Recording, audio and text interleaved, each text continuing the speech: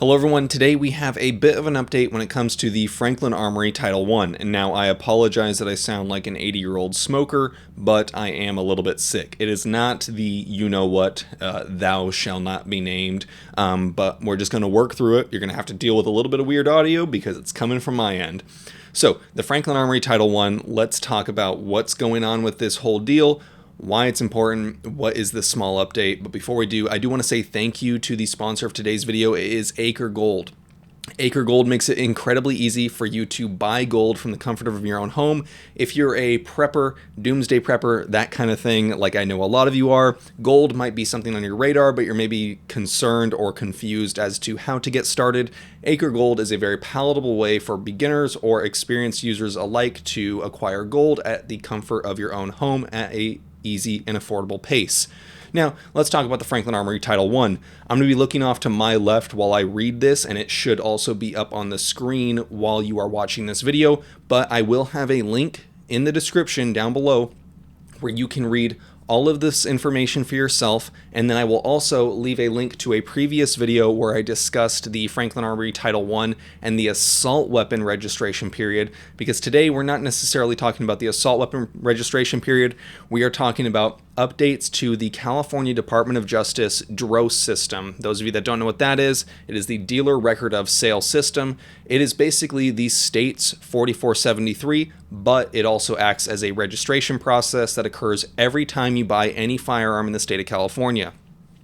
So, reading this is a press release from Franklin Armory. CA introduces other to DES. Now, the reason that's important is because the Franklin Armory Title I was essentially an AR-15 style firearm that was not a rifle, not a pistol, not a shotgun, and it was not any of those three things according to the state or federal government, meaning that the existing previous assault weapon legislation in the state of California required that it first had to be a pistol, rifle, or a shotgun with certain characteristics. If it wasn't one of those three things, it could not be an assault weapon according to the state. I'm doing a lot of hand gestures, I know. So let's read this here. Sacramento, today Franklin Armory is proud to provide an update in its lawsuit against the California Department of Justice that seeks to hold the DOJ accountable for its refusal to process lawful firearms to non-prohibited California residents. The reason that this is important is because previously there was no real way for you to legally Dros a other, because the only options the state gave you was rifle, pistol, shotgun, or combination firearm. Now, this other option was not an option, so many people like myself acquired them through other means, which we've talked about before. This is an update, meaning that the state added the drop-down menu other.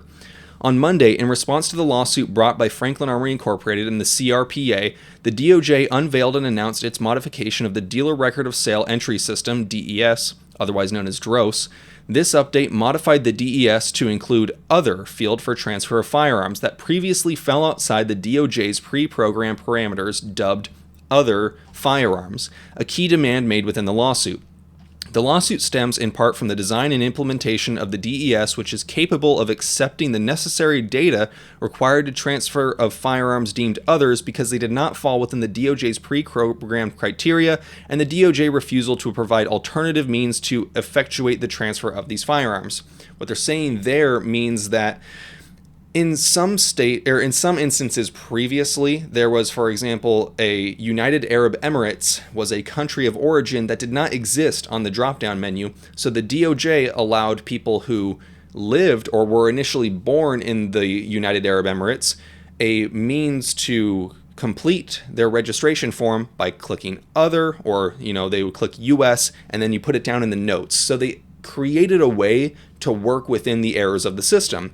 The DOJ did not give that option to Franklin Armory or many people like myself who wanted to acquire an other style firearm. Licensed firearms dealers in California are required by law to submit all firearms transfers to the DOJ electronically via the DES or other approved DOJ procedure. Until this recent change, the DES only permitted the accurate and lawful transfer of handguns, pistols, revolvers, rifles, shotguns, and frames or receivers.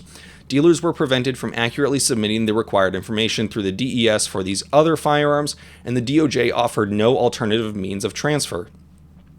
This exclusion of the other category and lack of alternative means of transfer barred non-prohibited citizens from lawfully acquiring other firearms, including the Franklin Armory Title I.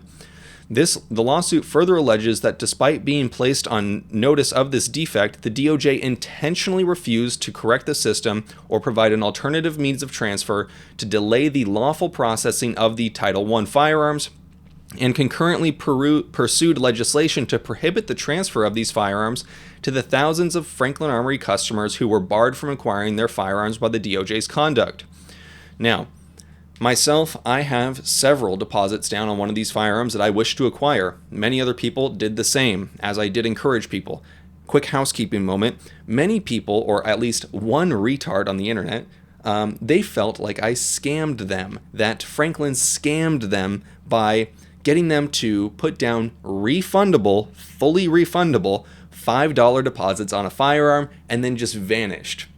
That is not what happened. These lawsuits are still going on. I have talked about it multiple times. Franklin has talked about it multiple times. These things take time. If, however, you feel wronged in any way, I do believe you can get a refund. I am not currently sponsored by Franklin Armory. However, I do have a good relationship with them because I enjoy what they do. I enjoy their products. I like the people that work there, and I have had nothing but good experiences with them. Now, let's get into the last paragraph here. We do have a big point that we want to talk about here. Though the DES was updated with the other option, Monday's update did not lift the DOJ's bar on all others. DOJ's rules and instructions concurrently announced with the change arbitrarily restrict the use of the other option, rendering its function illusory for the transfer of currently lawful variants of the Title I and many other firearms. We believe that these actions only serve to strengthen the validity of the lawsuit regarding the Franklin Armory Title I and many other lawful firearms that are currently barred under the lawful transfer by the DOJ. Here is where the DOJ has basically screwed the pooch, in my opinion. The DOJ, for approximately 10 months, told Franklin Armory, hey, we can't update the Dros system. It's going to take years and years and years. It's impossible for us to add a drop-down. We can't possibly do this. We would not be able to add a other category to the firearms, which would basically just require that they add one drop-down menu, and then in a catalog, when they want to organize all of it, an extra option in that same category. So this is very simple. Anyone with any background in technology and data gathering and information systems basically said, yeah, this is something that a half-assed programmer could do in a couple days of hard work. So this would not be something that would take years or the 10 months that the DOJ intentionally delayed Franklin. So we know for a fact that they were lying there in the terms of it's not that difficult to do. Them responding to this lawsuit and seemingly out of nowhere being able to conjure up this other category into the Dros system at the same exact time that the DOJ's assault weapon registration for the Title Is, for those that did legally acquire one through other means, it's kind of interesting that they both happened at the same time. It's almost as if it's not hard, not difficult whatsoever for them to generate and create these systems. Another reason we know that this was not something that was impossible to do, would not take nearly this long, is something that I mentioned previously in the beginning of this video. The United Arab Emirates, it's a country. Some people are born there, apparently. I mean, what do I know? I went through the California schooling systems, and they're fantastic. So, United Arab Emirates, people that were born there, were not able to properly fill out the state DES form when buying a gun in the state of California. The DOJ offered workarounds while they, within 30 days, completed the process to add United Arab Emirates as a drop-down menu option to the DES system, meaning that at the same time that the DOJ was aware and basically delaying Franklin at all costs, they intentionally also were aware of this other thing and fixed it within 30 days. Same type of issue, same type of problem, fixable within 30-something days. However, the others, they said, we're going to take 10 months. So the DOJ truly has no leg to stand on. I am looking at this very optimistically. Now, remember, there are two lawsuits that are going on. There is the lawsuit that is formerly the mass action lawsuit and now a class action lawsuit for the people like you and the people like me who have our deposits in, people like the store owners who wished to acquire some, people like you, me, people like the retailers that wanted to sell the Title Is. That is still going on. This lawsuit here specifically, this demand that was met by the DOJ, is for Franklin Armory's settlement for damages against them. Two separate lawsuits, both trying to tackle the same things. Could I potentially see a world in where one of these lawsuits we would be able to retroactively acquire one of these firearms? I think so. That being said, the 4 deposits I have down, I'm not particularly missing that $20. We will see how this goes. We will see how it all plays out. But this is just another step along the way when it comes to the Title I lawsuits. I know that a lot of you were asking for updates.